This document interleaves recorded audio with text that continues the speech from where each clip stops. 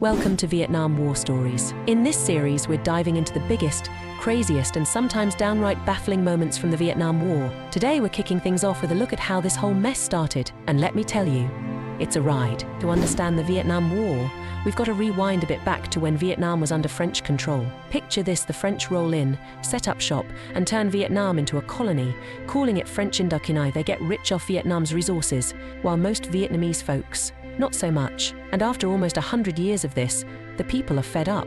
Enter Ho Chi Minh. This guy's a legend in Vietnamese history. He's a revolutionary leader who's all about independence. By the 1940s, he's gathered a whole team of people who are ready to kick the French out, calling themselves the Viet Minh. Ho and his gang are fighting for a free Vietnam.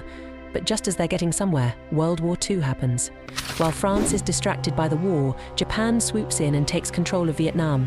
But when the war ends, the Japanese leave, and now the Viet Minh see their chance. Ho Chi Minh stands up and says, "Vietnam is free, but wait." Yep, the French come back, saying, "Hold up, Vietnam's still ours." And guess what? A whole new war breaks out between the French and Ho Chi Minh. Here these Viet Minh fighters. The French hang on for years, but finally, they take a massive L at the Battle of Dien Bien Phu in 1954. The French are out, and Vietnam's finally getting its independence, right? Not quite. The Geneva Conference decides that Vietnam should be split into two parts: North Vietnam, led by Ho Chi Minh and his communist crew, and South Vietnam, led by this anti-communist dude named Ngo Dinh Diem. Diem is not the most popular leader, but the US likes him because he's against communism.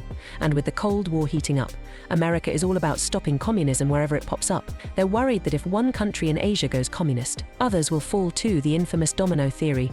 So they start sending money and advisors to help Diem out. Meanwhile, things are getting tense. In the north, Ho Chi Minh's got the Viet Cong. In the south, a guerrilla force ready to mess things up for Diem. The south, backed by America, is cracking down on any communist supporters, which only makes people angrier. So now you've got protests, political chaos, and guerrilla warfare all over South Vietnam. By 1961, President Kennedy decides it's time to get serious and sends in American military advisors, marking the start of the U.S. involvement in Vietnam. But little do they know, this is only the beginning, and that's where we leave things for now. Next time, we'll see just how deep the US gets pulled into this conflict, leading to some of the most intense battles in the Vietnam War. Make sure to hit subscribe and buckle up, this story's just getting started. Don't forget to subscribe for episode 2.